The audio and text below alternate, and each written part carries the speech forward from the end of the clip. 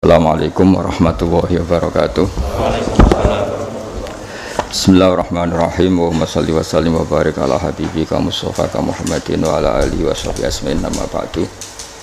Yang sangat saya hormati Profesor Fathul Wahid selaku Rektor Universitas Islam Indonesia. Di sini ada Bapak Dr. Ainur Rahim Fakih, Bapak Dr. Rohidi dan rombongan dari UI, ada Kiai Tamyiz dan teman-teman yang saya hormati. Juga ada kebetulan ada rombongan dari Pertamina. Saya nanti ngaji ya 7 item tentang kitab Syariatul Wal Khalidah, dan nanti saya mohon Pak Rektor sambutan sekitar 15 menit. Juga Pak On juga boleh curhat Pak Rohidi, karena tadi sudah cerita-cerita tentang problem gaya pengajaran Islam modern. Saya ngambil 7 item supaya semuanya dapat berkah dari kitab Syariatul Al Khalidah. Pertama saya mau cerita atau menerangkan, ini nomornya ada urut tapi sesuai prioritas yang saya inginkan. Halaman 1, 2, 3 ya. 7 item saja nanti cepat insya Allah. 1, 2, 3.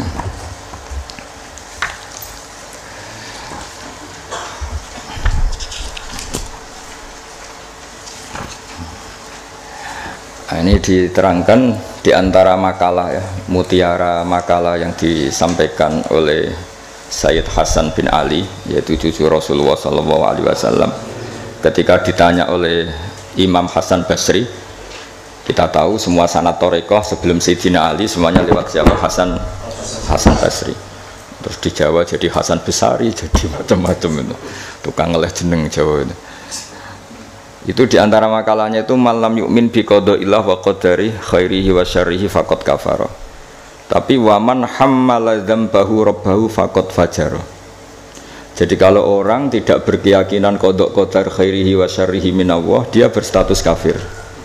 Tapi orang yang mengkambing hitamkan Allah ketika dia dosa, faqad fajara. Dia itu orang yang enggak benar. Jadi ini sudah tengah-tengah, karena masyhur itu ada ulama ahli sunnah yaitu Imam Sanusi berdebat sama orang Mu'tazilah itu semalaman. Mu'tazilah itu tetap kokoh keburukan itu tidak dari Allah. Alasannya Allah itu memerintahkan kebaikan, masa menghendaki keburukan. Tapi pikirannya Imam Sanusi, idzan waqa'a fi mulkihi ma la yuridu. Alam raya ini kan seringnya banyak maksiat daripada taat. Berarti di alam ini lebih banyak yang terjadi bukan kehendaknya Allah. Berarti Allah kalah dong kalau gitu, karena ingin baik ternyata yang terjadi buruk. Jadi ini kan problem kita sebagai mukmin, juga problem. Mau nisbatkan jelek ke Allah tidak pantas, mau bilang elek itu kreasi setan mayoritas, berarti yang menang partainya setan, itu kan ribet. Yaitu faqad kafar. Orang yang mengingkari qada qadar itu kafir. Tapi ketika kamu dosa kemudian bilang kehendak Allah, itu faqad fajara, kamu pecundang. Nah, ini sudah tengah-tengah. Implementasi ini monggo mawon, sementing ini itu makalah-makalah yang disampaikan Sayyid Muhammad. Terus sekarang halaman 14 ya, ngambil 7 item. Ini acak saja karena ya emang kan nggak mungkin nih Pak On ngaji lagi, sudah sepuh ya. Udah ini teman saya lama, paling lama saya berteman di UI itu Pak On. Ini bawaannya Pak Zeni dulu. Pak Zeni juga pernah ke sini. Itu kalau nekuni tafsir itu ya pusing. Enak yang tinggal baca. Saya tuh sering debat sama Pak Zeni itu sampai jam 2, jam 3 di kantor tuh, di Badan Wakaf ya dulu, bekasnya rektorat. Itu kalau nggak selesai itu beliau jam 4 ke kontrakan saya di Ketonggo. Karena kita ini sangat fikih. Pak Zeni itu dulu kan fakultasnya adab. Beliau di sastra Pak Tamyiz. Jadi beliau lebih mengedepankan aspek balaghah lah. Saya fikih. Misalnya gini, sama terjemah ini kalau bisa ya hebat, sudah bisa boyong. Misalnya az-zani la yankihu illa zaniatan, itu ayat hukum apa ayat faktual? Di ilmu ushul fikih itu diteliti. Kalau ayat hukum berarti maknanya pezina itu nggak boleh nikah kecuali dengan pezina. Pertanyaannya, jenenge zina kok ora kepengen nikah, kepene kumpul kebo, mbok ndak usah dilarang ya sudah. Ndak nikah kan, memang dari awal sudah kumpul kebo, ngapain nikah itu. Jadi kalau diharamkan gunanya apa? Mereka sudah tiap hari kumpul kebo. Apa itu ayat faktual? Maksudnya Allah cerita al-waqi'ah, waqi'atul hal. Kalau dalam ilmu usul fikih, waqi'atul hal itu gini. Jenenge wong zina iku trene ya untuk wong sing padha-padha zania. Kan gak mungkin zanin kenalan mbek hafidhah gitu. Hafidhah kenalan. Jadi karena masa lalunya itu temannya itu ya untuk ya itu. Jadi itu bukan masalah hukum tapi masalah faktual.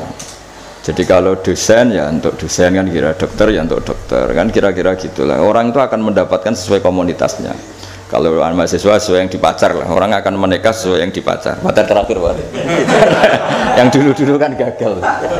Nah itu bedanya jauh nanti. Kalau itu dianggap ayat faktual maka nggak dianggap nasah mansuh. Tapi kalau itu dianggap ayat hukum, pernah ada hukum bahwa orang yang soleh nggak boleh nikah zania, terus hukum itu dimansuh oleh ayat wa angkihul ayama minkum wassolihin min ibadikum wa imam.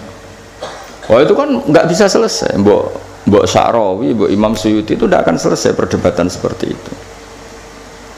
Nah kalau menurut asbabun nuzul ya mirip iya mirip enggak. Jadi dulu tuh sahabat dulu kan punya masa lalu lah. Di antara sahabat itu ada yang punya pacar perempuan cantik, namanya tuh Anak. Ketika dia sudah Islam, sudah baik, masih kangen sama pacar lamanya. Pacarnya itu di Mekah. Ketika Fatu Mekah ingat lagi. Jadi kayak mantane sampean terus rondo neling meneh. Manusiawi sekali. Terus walhasil terus tanya, ya Rasulullah kalau saya nikah anak boleh ndak? Tapi dia masih begitu, maksudnya masih profesinya masih seperti itu, masih PSK lah kira-kira gitu. Kira-kira baghiyah kalau dalam bahasa Arab itu baghiyah. Terus karena si cowoknya ini sudah afif, sudah soleh, sama Quran dilarang, jangan kamu orang soleh kok nikah sama yang seperti itu. Nah, larangan ini itu larangan hukum apa larangan sosial apa larangan etika, itu perdebatannya ulama usul fikih. Kalau larangan hukum itu jelas kelirunya justru Islam tuh ingin yang zania tuh nang nikah dan statusnya zania itu hilang. Makanya Nabi itu punya sekian sisi unik karena beliau kadang ngendikan hukum, kadang ngendikan etika, kadang ngendikan tadi faktual, waqi'atul hal. Misalnya begini, ada seorang zania. Ini saya cerita aspek fikih. Zania sudah hamil, dinikahi orang lain. Ini harus melahirkan dulu apa enggak? Hampir semua ulama bilang enggak usah karena enggak perlu ada apa? Iddah. Untuk zania enggak perlu iddah karena iddah itu kan untuk nikah yang sah. Tapi suatu saat Nabi itu pernah ditanya, ya Rasulullah, ada orang yang biasa kumpul kebo, lelaki dan perempuan bisa kumpul kebo, sekarang sudah nikah. Itu Nabi ngapresiasi dan beliau ngendikan qad kharaja min sifahin ila nikahin. Ya baguslah sekarang yang tadi malam mungkin masih berstatus kumpul kebo, gara-gara nikah sekarang kumpulnya sudah kumpul nikah. Jadi Nabi komentar qad kharaja min sifahin ila nikahin. Dia sudah keluar dari tradisi kumpul kebo menjadi tradisi yang baik, yaitu nikah. Hubungan intimnya sudah berstatus nikah. Makanya kita-kita yang kiai itu kalau ada orang minta dikawinkan, itu bingung. Bingungnya kalau langsung dikawinkan geger BKUA. Kalau ndak, yang nakal lah. Justru kalau kayak kangkang nggak nakal itu nggak wajib menikahkan sekarang. Nanti 40 tahun lagi ya nggak apa-apa.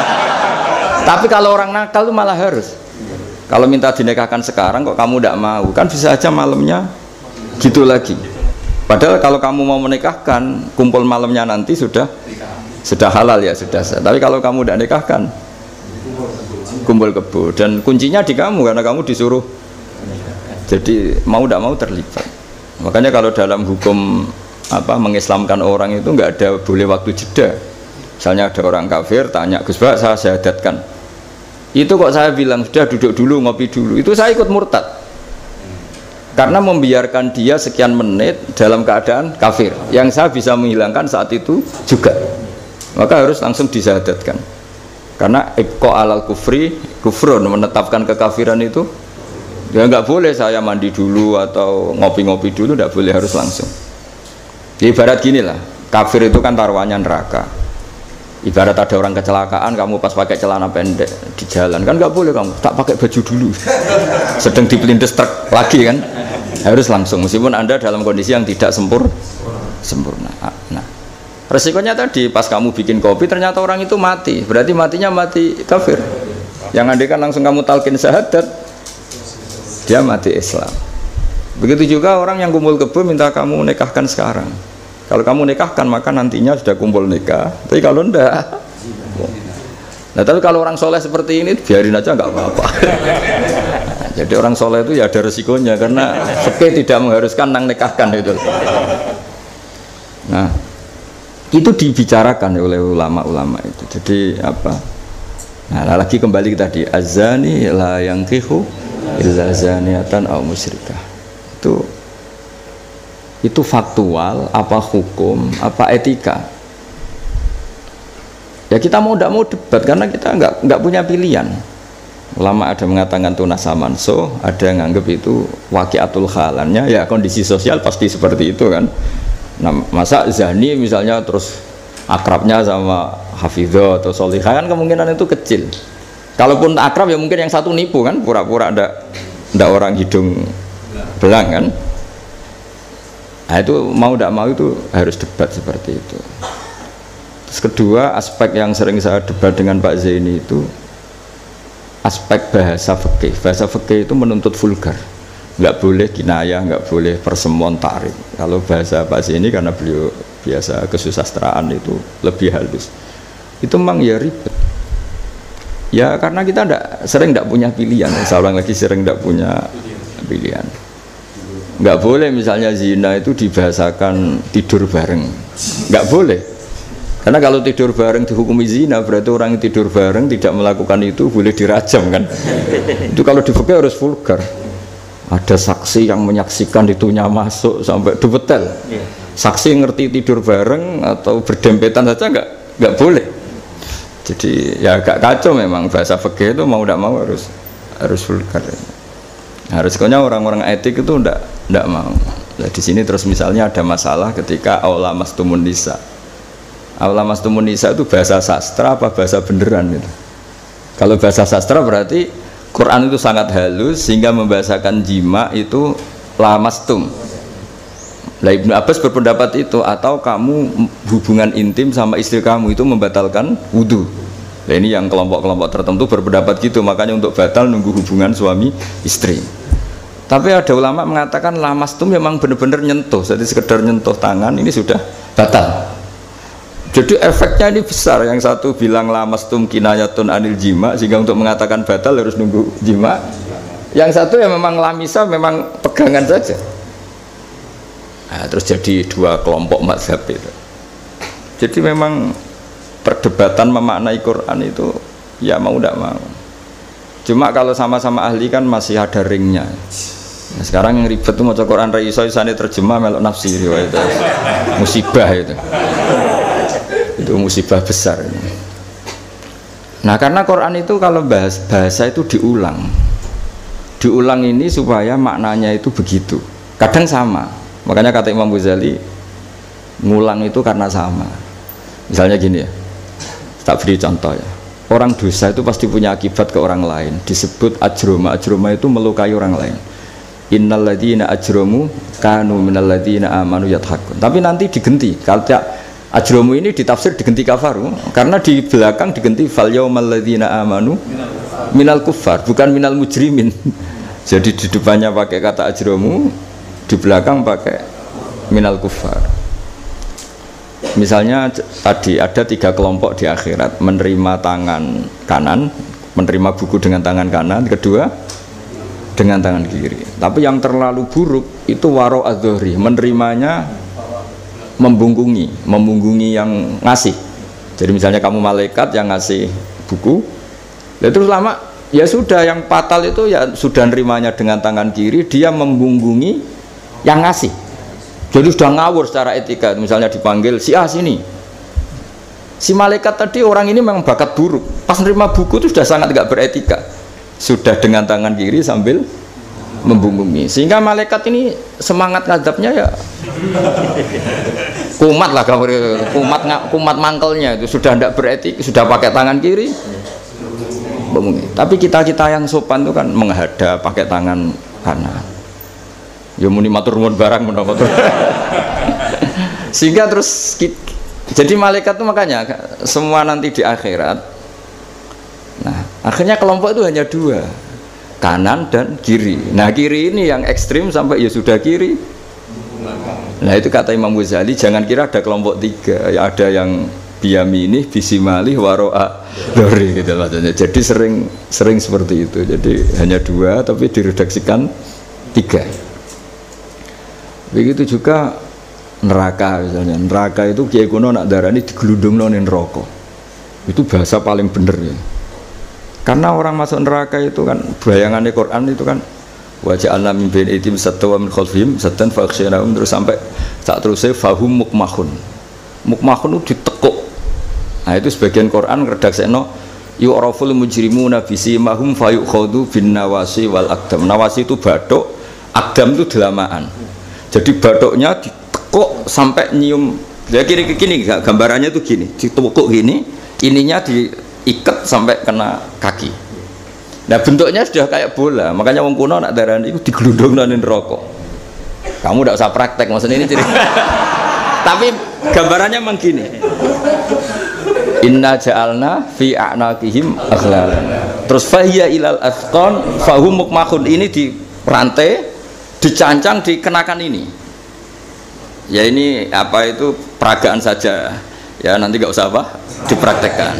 Nah karena bentuknya sudah gini, terus ya digelundung. Nah neraka itu bawah. Ya neraka itu kan posisinya bawah. Melani darani munggah swarga karena surga itu naik. Digelundung ning. Nah ini cerita kealimannya wali-wali dulu. Jadi membahasakan masuk neraka itu digelundung. Karena posisi sudah kayak bola itu. Diikat dengan bentuk seperti itu kan. Nah, redaksi yang di Yasin yang tadi aghlalan fayya ila asqan fahum mukmahun itu ya sama dengan redaksi yang di surat Rahman yu'araful mujrimuna bisimahum fayukhadhu bin nawasi wal. Nah hal-hal seperti ini tuh, ini sekaligus saya curhat ya ke Pak Rektor. Jadi memang tafsir itu nggak orang yang menguasai Quran karena lafadz, kalau bahasa kasarnya lafadz jebakannya banyak. Maka kata Imam Ghazali dalam Ulumul Quran, fayadhunnu dzannun, orang mengira bahwa itu kelompok yang berbeda karena dengan redaksi yang padahal itu kelompok yang sama karena Quran itu balaghah, Quran itu adab. Ya tadi keahliannya Profesor Zaini di sisi ini itu tahu.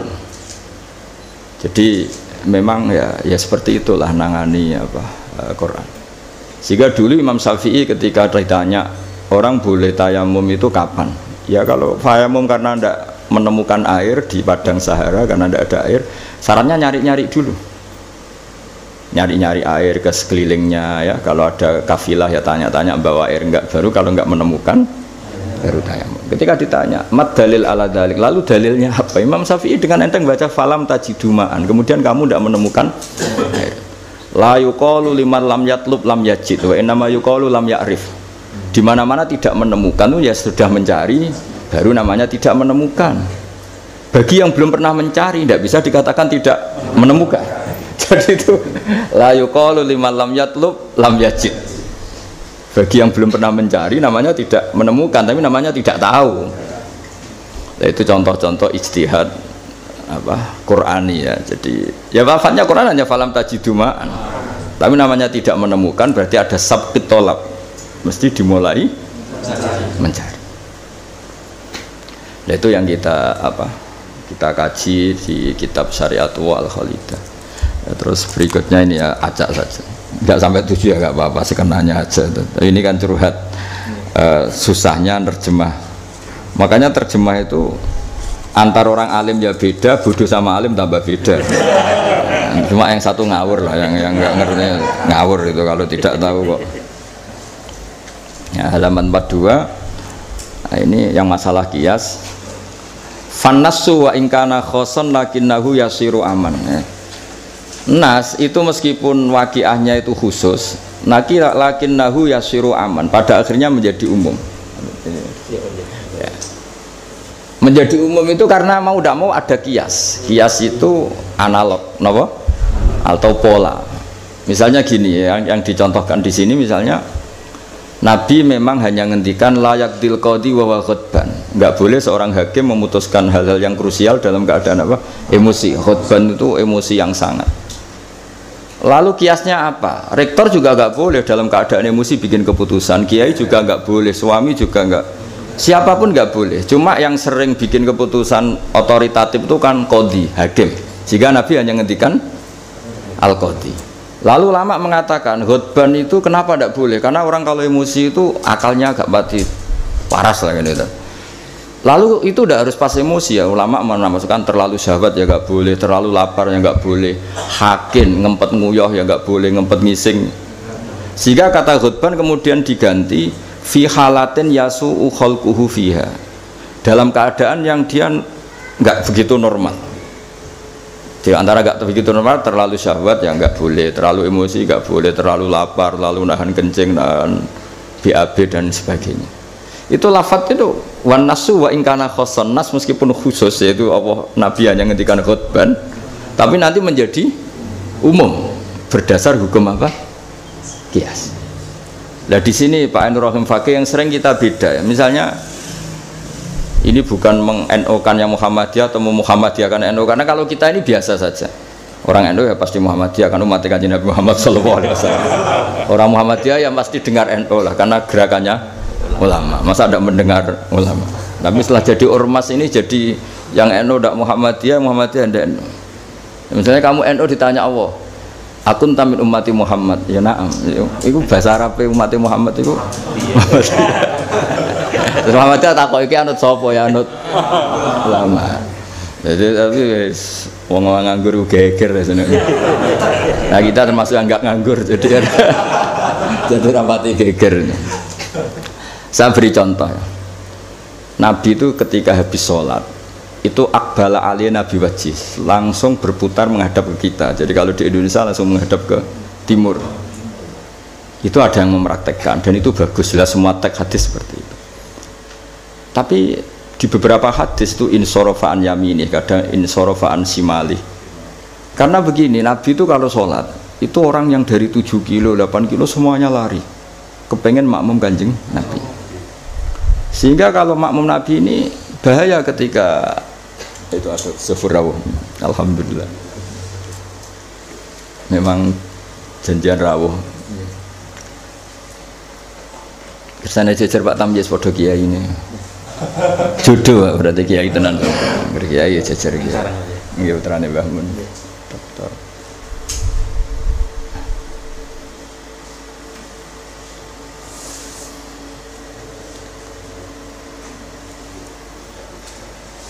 Mas, ini jejer Pak Tamyiz padha kiai ini. Oh, bagus.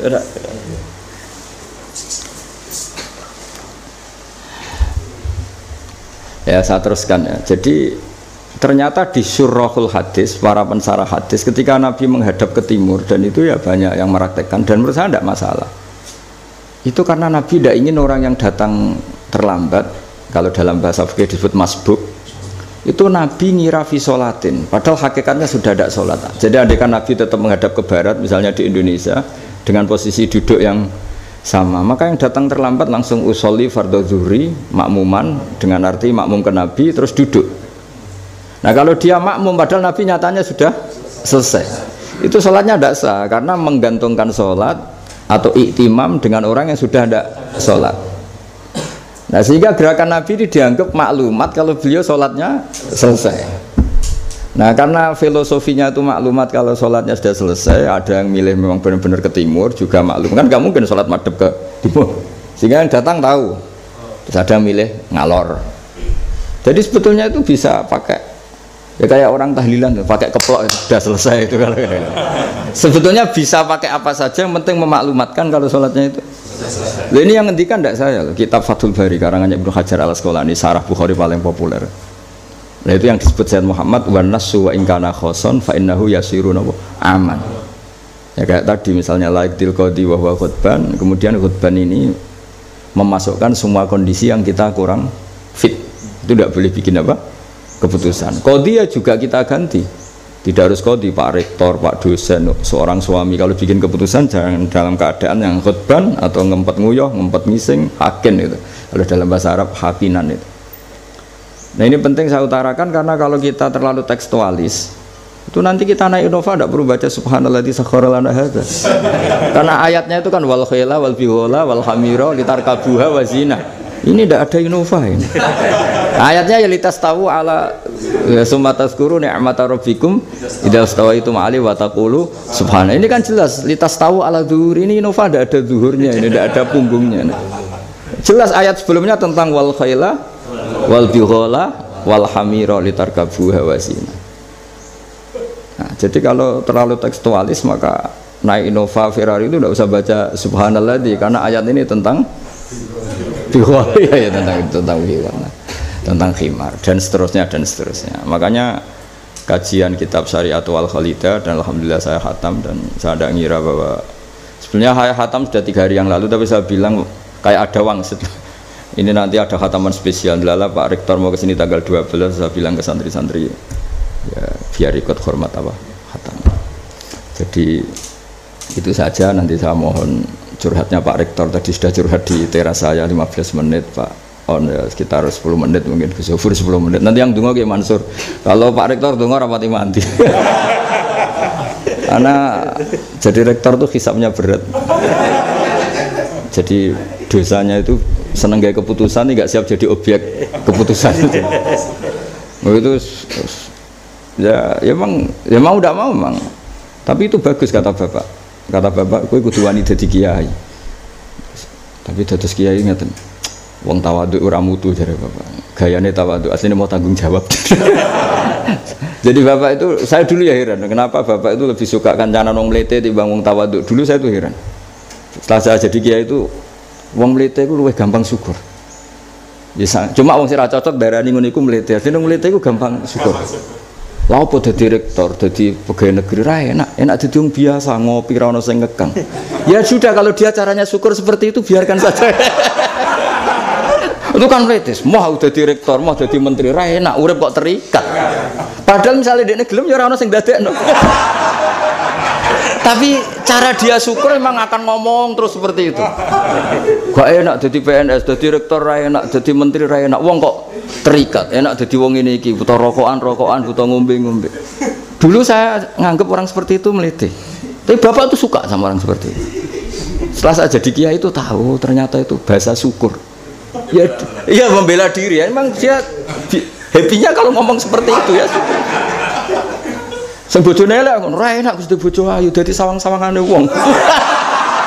Terus pokoknya wes sauni-unimu yang penting sudah itu cara dia syukur. Saya tuh belum pernah loh kalah debat orang kecuali sama orang desa itu. Anaknya itu minta motor Pak Rektor, motor sepeda motor. Nggak boleh ada orang kaya. Bapaknya kesini, anaknya komplain, bos bapakku kok medit, nunjuk motor ora oleh padahal orang kaya. Bapaknya kesini itu masuk akal ya. Anak di pondok tambah goblok. Mergo yo nukokno motor. Lah kok goblok, Pak? Jenenge donya iku Gus iku sing lahirno donya. Kok sapi kan manak, wedhus manak. Wong donya kok mangan donya. Motor itu kan beli bensin, nyervis. Jadi orang beli mobil itu goblok terus. Jadi ya profesor, dokter kalau punya mobil cara dia ya goblok. Kiai-kiai yang punya mobil cara dia jenenge donya sing lahirno. Donya kok mangan. Wah. Iki kok pinter juga. Akhirnya, Pak, lah sampean ngene Pak, diteropon Agus Pak motor, goblok bisa. Tapi kita menjadi tahu ternyata di balik lugune iku ya ono pinter ya. Meskipun dia pecundang, artinya pecundang itu gak gelem motor nang ndi yo ngetroponakane. Tapi ya intinya hidup itu harus mendengar. Jadi bapak itu seneng mbek wong mlete. Nek mbek wong tawadhu itu gak pati. Karena alasannya bapak kon ngimami gak gelem, kon takmir masjid gak gelem, dadi rektor gak gelem. Wis padune mau tanggung jawab, terus engko nek ana salah karek ngritik. Lha iku ora tawadhu wong Indo jare bapak. Nah ini cerita kearifan orang-orang dulu. Jadi orang-orang dulu kelihatannya seenaknya tapi sudah dihitung. Ternyata orang Melete itu ya dia membela dirinya sampai seperti itu. Membela gak gelem mau jadi menteri, jadi rektor, gak enak urip terikat. Ada nanti kan dia gelem ya ndak ada yang nawarin. Ya sudah, tapi cara dia syukur seperti itu. Saya mohon sekali lah ini khataman syariat wal khalida. Mungkin saya mohon Gus Zofur untuk cerita hubungan Mbah Mun dengan Sayyid Muhammad yang Pak Rektor sama Pak On ini curhat. Monggo secara berurutan kalau mohon sekali supaya semuanya dapat berkah dari Sayyid Muhammad bin Alawi Al-Maliki Al-Hasan. Monggo.